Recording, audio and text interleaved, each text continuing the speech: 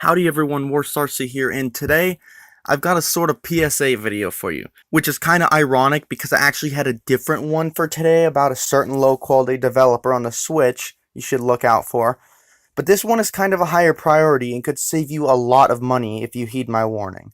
So anyway, Xenon Racer, published by Soedesco, hope I'm pronouncing their name right, just released today across all platforms, including the Switch, which I've actually been looking forward to for months. Ever since it was slapped onto the eShop under coming soon, I've been pumped that we would be getting what is a more real racing game on the Switch at long last, that the bar would finally be raised above a mobile port and a sequel to that mobile port.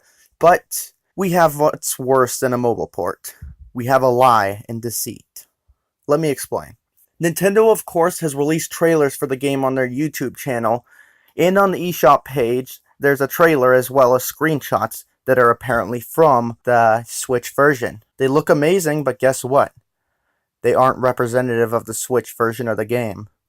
The Switch version in reality looks like crap and runs under 30 frames a second. But worse, it's a shitty port, so what's the big deal? Well, I'm glad you asked. This isn't about the awful port, which honestly, I should have known better than to expect quality from a racing game on a Switch at this point, but that's besides the point.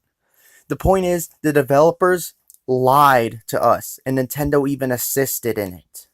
You know, review keys for the Switch version weren't even sent out until today, the frickin' release date. What does that tell you? If you have any intelligence at all, it tells you that they made a trash port that they didn't want you to know about, and they withheld information until release date so that people would drop $50 a copy, only to find out too late that guess what? This version sucks.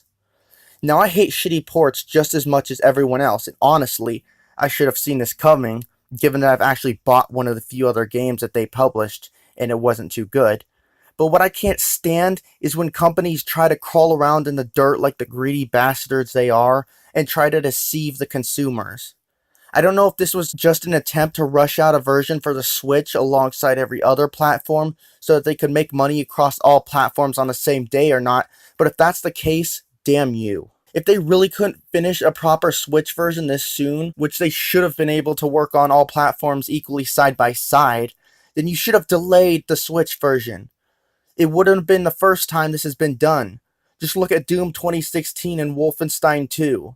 Both of them released on the Switch much later than every other version, and yes, of course, given the hardware, they don't look as good, but they are functional, not broken to hell experiences. I'm not going to make this a long video. Sorry I can't show footage, but I wasn't sent a review key. Not surprising, since 1, I don't have enough influence, and 2, well, I've given a lot of games I've covered praise. I have no problem tearing them a new asshole as well. And the fact that I'm not going to drop $50 on a broken piece of crap.